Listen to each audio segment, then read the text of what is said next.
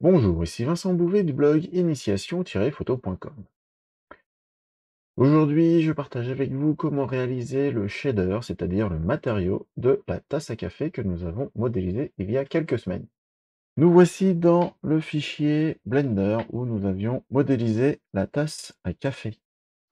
Ici, les matériaux sont par défaut et nous allons faire une texture vert sur la tasse à café et la soucoupe. Pour réaliser les matériaux, il faut aller dans l'onglet ici Shader qui va nous configurer les fenêtres pour travailler facilement sur cette partie-là. Pour faire les choses correctement, on se met ici dans la vue d'aperçu et on va se mettre en ombrage de vue, c'est-à-dire c'est un calcul temps réel du rendu de notre objet. Ensuite, on sélectionne l'objet sur lequel on souhaite placer le matériau. Donc matériau, shader, c'est le même terme. L'un est en français, l'autre est en anglais. Ensuite, on va ici, dans l'onglet Propriétés des matériaux, et on vient faire Nouveau. Donc, je crée un nouveau matériau. Quand j'ai créé ça, automatiquement, afficher des nœuds ici, et c'est dans cette fenêtre-là qu'on va travailler pour le matériau. Une habitude est de nommer vos matériaux en fonction de la nature qu'il est. Donc, ici, ce sera vert. Donc, la matière, le vert. D'accord ? Une chose importante à voir avant, le mode de fonctionnement des matériaux dépend du moteur de calcul que l'on utilise. Ici, pour un rendu ray tracing, donc, le plus proche possible de la réalité de calcul des lancers de rayons, on utilise le moteur Cycles. Ensuite, dans le shader de vert. Alors, si on parle de vert, ça signifie qu'il a une propriété de transparent. Alors, comment ça fonctionne? Un petit peu les nœuds.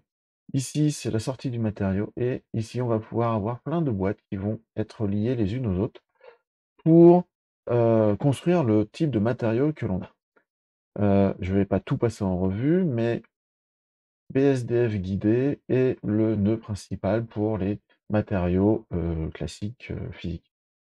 Là, nous avons simplement la couleur du matériau que l'on souhaite donner. La subsurface, je ne vais pas rentrer dans les détails, mais c'est un petit peu la transparence pour les effets de peau. Ça, c'est la couleur qui passe à travers. Ça, c'est les effets métalliques ou pas. Ça, c'est la rugosité. Donc là, si on est à 0, on a un reflet miroir comme si c'était hyper lisse. Et là, c'est comme si c'était brossé. Et donc, il y avait une forme de diffusion de la lumière dessus. Ça, c'est, on va voir, c'est pour l'indice de réflexion du matériel. La transmission, rugosité de la transmission, si on veut que ça émette de la lumière, la force de la lumière, si on veut qu'il soit transparent. Et ça, c'est pour donner du volume. Transparent, on va faire ça, il est complètement transparent, on ne le voit plus. Donc, nous allons donner un effet vert. Pour avoir un effet de vert, il s'agit que la transmission de la lumière intérieure passe, et ça de façon totale. Donc, on va pousser ça à fond, et déjà là, on a un aspect un petit peu différent du matériel. Sur cet aspect de transparence, si on est rugueux, on ne voit pas bien. Par contre, si on est 0 en termes de roughness, et ben en fait, on commence à être bien lisse. Alors que si je refais un petit peu ça, on voit que là, ça c'est un petit peu brossé. Donc je le mets à 0 pour commencer. Et quelque part, on a déjà une fonction de vert. Ensuite, là, on a un petit peu fort ici, une valeur qui fonctionne bien pour le vert, c'est de réduire cet indice. Et on a des effets d'épaisseur de vert qui se trouvent atténués ici. Alors ça, c'est bien, mais en 3 dimensions, comme c'est du calcul, c'est toujours trop parfait. Une façon de dégrader ça, ça va être de jouer sur justement notre roughness, c'est-à-dire la rugosité. Notre verre il est toujours un petit peu abîmé et toujours dans aucune détérioration. Donc en fait, ici, on va y mettre des nœuds aléatoires dessus. Pour faire ça, on va faire Shift A dans la fenêtre. De la même manière que lorsque l'on a modélisé, on a fait Shift A pour ajouter un objet ou un premier élément. Sauf qu'ici, c'est pas un objet, c'est des nodes, donc des nœuds, qui vont nous permettre de construire ce que l'on a besoin. Donc là, l'idée, c'est plutôt du bruit. C'est-à-dire que, alors si on fait Shift, CTRL, on maintient et qu'on fasse clic, on voit le rendu de ce nœud qui fait finalement une sorte de dégradé tacheté entre le noir et le blanc. Ce nœud, en fait, on va le dupliquer, donc Shift D, et on vient le mettre à côté. Hop, on appuie sur X pour qu'il soit juste. Et on vient remettre un autre.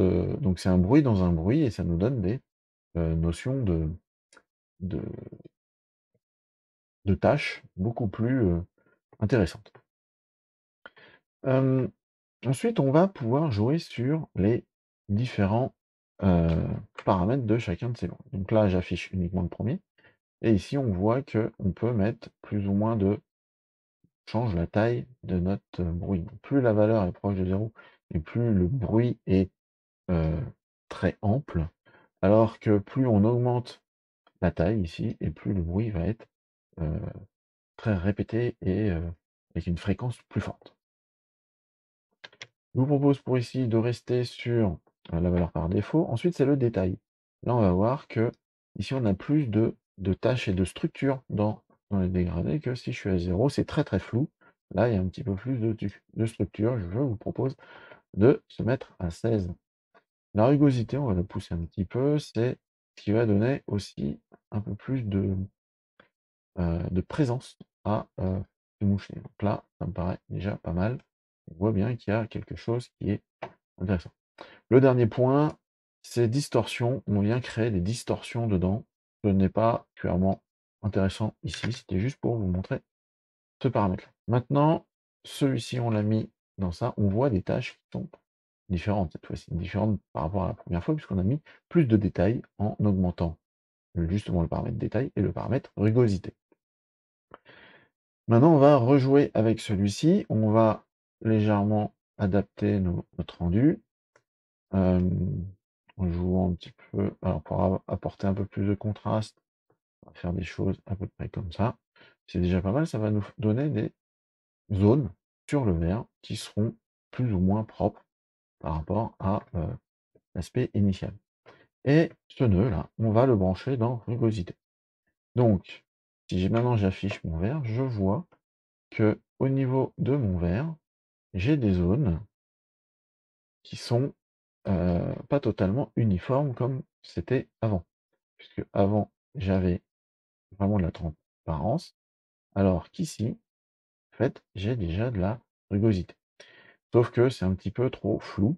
Et donc, pour régler finalement ce contraste ici, on va rajouter entre les deux un autre nœud qui s'appelle convertisseur dégradé de couleur. Et ça, c'est un nœud qu'on utilise extrêmement souvent puisque permet de régler beaucoup de nuances et de frontières, on va dire, dans ce qui est intéressant. Donc, si je pousse ici, on voit que ce qui était sombre devient de plus en plus sombre. Et donc, partout où j'ai du noir, c'est la valeur 0. Donc, ça signifie comme si, là, j'étais complètement transparent, alors que lorsque j'ai du clair, eh bien, je suis parfaitement brossé et donc quasiment opaque. Un peu comme une vitre de salle de bain qui est complètement floue. On va ajuster un petit peu nos traces, on va dire comme ça. Sauf que, encore une fois, quand on fait ça, on voit des zones complètement transparentes et puis on voit des grosses taches. Ça, ces taches, elles sont un peu trop présentes parce que le blanc, là, signifie que j'ai mis 100. Donc finalement, cette fois-ci, en cliquant sur la partie blanche, hein, si je clique ici, je règle le noir, ici, je clique le blanc. Et en fait, le blanc, on va venir le réduire jusqu'à atteindre une valeur à peu près moyenne, qui nous permettent d'avoir des tâches. Voilà, par exemple, à cette valeur-là, on voit bien que j'ai des tâches, mais elles ne sont pas totalement aussi fortes que ça l'était avant. Donc notre verre est maintenant un peu plus sale et devient, de par le fait, un peu plus réaliste. Maintenant, c'est pas fini, c'est-à-dire que le verre, de la même manière, il a beau être relativement lisse, c'est ce que l'on voit souvent visuellement quand on ne prête pas attention, mais en réalité, il y a plein de petits défauts, y compris en surface, en termes de relief. Et donc, de la même manière, on va jouer avec ce relief, et c'est ce que l'on va appeler la bump map. C'est-à-dire, on va travailler sur des micro-déformations de la surface en insérant une sorte de texture. Et visuellement, ça va être une texture. En réalité, on ne modifie en rien la géométrie, mais ça va rendre une impression de creux et de bosse. Pour ce faire, on va utiliser cette même cartographie, elle est intéressante. On va essayer de faire en sorte que notre saleté, elle est au-dessus du verre classique, comme si c'était du tartre qui était posé dessus. Donc cette fois-ci, je reprends, par exemple ici, je le duplique. Je reprends mon... Donc ça, c'est ce que je voyais. Je suis ici, je retrouve ça. Et cette fois-ci, je déplace mes nœuds, je vais ajouter le, euh, le nœud bump. Le nœud bump, c'est-à-dire que à partir d'informations de couleur, on va lui indiquer une force. Donc plus on sera blanc et plus ce sera fort, et plus on sera noir et plus ce sera creux. Alors fort, en réalité, ça va être la hauteur. La distance moyenne, c'est le gris moyen, donc le gris à 50%, une valeur de 0,5. Tout ce qui est plus clair sera en relief extérieur, tout ce qui sera plus sombre sera en creux. Donc en fait, ce que l'on va ici faire, c'est cette couleur, on la place ici, et ça, on vient le mettre dans normal. Maintenant, on revient dedans, et cette fois-ci, on voit bien que le verre est complètement déformé. Alors là, on a l'impression qu'il avait carrément été usiné, creusé. C'est euh, c'est c'est beaucoup trop fort par rapport à, au rendu de verre classique qu'on pourrait avoir, donc il va falloir atténuer ces valeurs-là. Pour réaliser ça, ce que l'on va faire, c'est qu'on va jouer encore une fois sur les valeurs. Donc, ce que l'on a dit, c'est que si on prend une valeur à 0, 0,5, là on met 0,5, c'est-à-dire un gris moyen. En fait, on est à la surface classique, et tout ce qui est au-dessus, en fait, c'est qui correspond là où il y avait les taches, puisque les taches, c'était la partie blanche de droite. Et bien celle-ci, on va la mettre non pas en dessous, mais au-dessus. On va légèrement mettre au-dessus de 0,5. Et pas forcément énorme. Donc, on revient dessus. Là, ce que l'on voit, c'est cette différence de dégradé que l'on a. Et ce que l'on est en train de jouer, c'est sur la partie claire, ici, que l'on va mettre plus ou moins clair pour bien les distinguer. Donc ça distingue, oui, ça distingue les deux zones. Et ces deux zones se trouvent dans un calque, pour le coup, de transformation. Donc là, on voit qu'ici, alors c'est du creux. Pour le coup, on va inverser, on va faire des bosses. Donc là, c'est des bosses. On voit bien qu'ici, on a un rendu comme si c'était par au-dessus l'autre.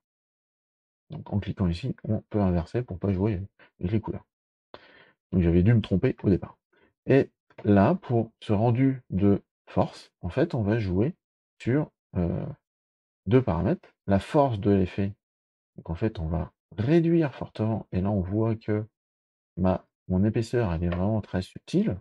Donc on met point 1, c'est peut-être même déjà fort. Et celle-ci, on va essayer de faire point 2. On va aussi faire très très faible. Le paramètre le plus visible est la force. Donc je fais vraiment du très très léger. Et cette fois-ci, je ramène. Et donc on retrouve les parties un peu tachées, c'est celles où on a bien l'effet de volume. Et là, on retrouve notre tâche dessus. Et donc, notre rendu vert est un peu usé, hein, et enfin réalisé. Maintenant, on veut faire la même chose pour la soucoupe. C'est rien de plus simple. On va absolument pas refaire notre matériau qui est fait cette fois-ci. On va simplement sélectionner notre objet et on va lui demander de lui appliquer le matériau vert qui existe déjà. Cette fois-ci, on n'appuie pas sur nouveau, mais on appuie sur le sélecteur et on vient rechercher vert et automatiquement, il récupère la texture initiale et on a les deux matériaux. Les deux objets ont le même matériau. Cette fois-ci, je vais aller un petit peu plus vite. On va créer un matériau pour le fond, histoire que ce soit un petit peu plus visible, le rendu de vert et de transparence. Pour faire ça, j'ai déjà chargé une photo de bois. On va afficher ici. En fait, notre tasse va être posée sur un rondin de bois de ce type-là. Cette image-là va être plaquée sur le plan ici. Donc, cette fois-ci, j'ai sélectionné mon plan. C'est bien le plan, c'est celui qui est jaune. Cette fois-ci, je fais nouveau, puisque moi, ce qui m'intéresse, c'est de faire du bois. Donc, je l'appelle bois. Et finalement, c'est quoi le bois? Donc, je prends mon image, et en fait, mon image, je viens la déplacer. Donc, je prends mon fichier, hein, je prends mon, je prends mon image et je viens la mettre ici. Et cette image, je viens la mettre dans l'information couleur. Directement, j'ai l'image qui est placée au niveau de l'image. Donc ça, c'est déjà quelque chose d'intéressant puisque, par défaut, comme j'ai fait un plan, l'UV Editing fonctionne très très bien. Donc ça, on ne le verra pas aujourd'hui, mais dans une autre vidéo, je vous expliquerai un petit peu plus qu'est-ce que c'est les cartes d'UV. Ce plan, encore une fois, on va essayer de le rendre un petit peu mieux. C'est-à-dire, donc, ce que l'on va essayer, c'est déjà d'améliorer cette des options où en fonction de l'option qu'on a, on peut avoir un rendu. Là, j'ai un rendu qui est un petit peu plus fin, une interpolation qui est un petit peu plus fine, donc je préfère faire ça. Ensuite, ce qui m'intéresse, c'est d'avoir quelque part, normalement c'est du creux, hein, tout ce qui est noir, et donc on va refaire une carte de profondeur sur ce plan. Donc je rajoute un vecteur bump, c'est ce qui m'intéresse, que je place ici. Pour l'instant, ça ne change rien puisque je ne lui ai donné aucune information. Et pour l'information que je vais lui donner, ça va être cette image, puisque ça va être le même principe. Sauf que cette image, elle est en couleur en fait. Donc je vais la convertir en noir et blanc. Et bien finalement, la convertir en noir et blanc, on utilise le même outil que ce que l'on avait tout à l'heure, c'est-à-dire un dégradé de couleur, où je prends les couleurs, et en fonction de la luminosité, je viens la placer en noir et blanc. C'est ce que l'on a fait. Ce qui était le plus sombre est noir, ce qui est le plus clair est blanc, et tous les intermédiaires en termes de luminosité, et un dégradé de gris. Cette valeur-là, je viens la mettre de la même manière dans hauteur. Et quand j'affiche ici, j'ai cet aspect de creux et de bosse. Si je masque ça, là c'est plat, et là j'ai un aspect de relief. Je démasque. Donc ça, c'est quelque chose qui est déjà intéressant.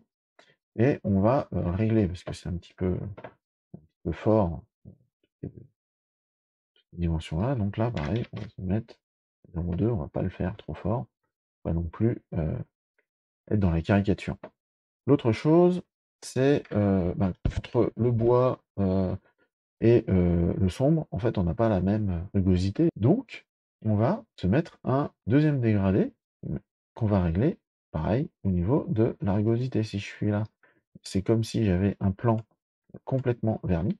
Vous voyez, ça fait des reflets de la lumière. Si au contraire, je pousse complètement, c'est complètement mat, de où on se trouve sur le bois. Donc je refais Shift D, Y, je le remonte. Ma couleur, je l'envoie ici. Et ça, je l'envoie dans le paramètre rugosité. Et cette fois-ci, j'ai un rendu qui est différent. Finalement, moi, ce qui m'intéresse, c'est l'inverse, c'est que ce ne soit pas brillant ici, sinon ça ne fait pas un trou. Donc, on va inverser. On va faire un flip color. Et là, cette fois-ci, c'est l'inverse. Tout ce qui est super clair est verni, et tout ce qui est super foncé est mat. On va juste régler un petit peu ce niveau de ce que l'on veut de clair ou de mat. Quand je fais Shift, CTRL et clique ici, j'affiche effectivement là le rendu ici, et je me rends compte que j'ai quasiment du blanc donc partout. En fait, je vais rajouter, revenir et partout où là ça devient noir, ça va être une réflexion. Donc j'amène ça quelque part, allez on va dire comme ça et je réaffiche et là je retrouve un aspect mat partout où c'est noir et par contre, c'est plutôt un aspect verni sur le reste du bois. Maintenant, je peux atténuer ce vernis qui est peut-être un peu fort. Et donc, pour atténuer ce vernis, c'est-à-dire le niveau 0, en fait, je vais l'éclaircir un petit peu. Alors, pas forcément beaucoup, mais plus je fais ça et plus ça devient mat. Et là, plus c'est verni. Donc, je vais prendre une valeur intermédiaire. On va mettre 0.150, 15. Et on a un rendu qui est relativement propre sur ce matériau. Donc voilà pour aujourd'hui par rapport aux shaders. En résumé, ce qui est important, c'est, quand on travaille les shaders, d'aller dans, l'espace de fenêtre, shading de, Blender. Ensuite, on joue avec les nodes. Bon, vous avez vu les principales, fonctionnalités. Je vous invite à jouer avec tous ces potentiomètres pour vous rendre compte des effets qu'ils ont sur un objet que vous auriez fait. Et par contre, la chose importante, c'est qu'il s'agit toujours de dégrader la qualité de nos, rendus de manière à leur donner un aspect plus, convaincant et plus réel dans la vie. Rien est parfait, il y a toujours des défauts et c'est vraiment ce travail des défauts à travers notamment ce nœud bruit qui est, quasiment omniprésent, dans, la modélisation 3D, que l'on arrive à obtenir quelque chose de plus intéressant et de plus viable, dans notre travail. Si vous avez aimé cette vidéo, je vous invite à cliquer sur le pouce vers le haut, à vous abonner à la chaîne YouTube et à partager celle-ci avec vos amis. Mais le top du top est de vous abonner à mon blog initiation-photo.com en scannant le QR code affiché à l'écran. En échange, vous recevrez mon livre sur le chemin de votre inspiration. Et moi, je vous dis merci beaucoup, au revoir et à bientôt.